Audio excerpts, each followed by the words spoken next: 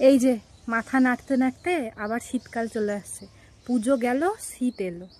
আমার প্রিয় গরমকাল চলে যাচ্ছে আমাকে ছেড়ে।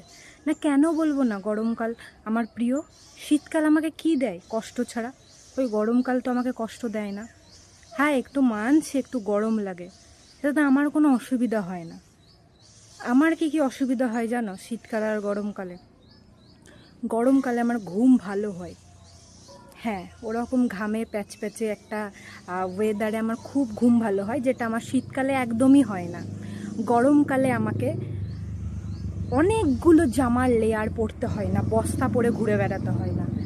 গরমকালে আমাকে স্নান করতে অসুবিধা হয় না। গরমকালে আমার স্কিন ড্রাই হয়ে যায় না। শীতকালে কম কষ্ট হয় ভাই।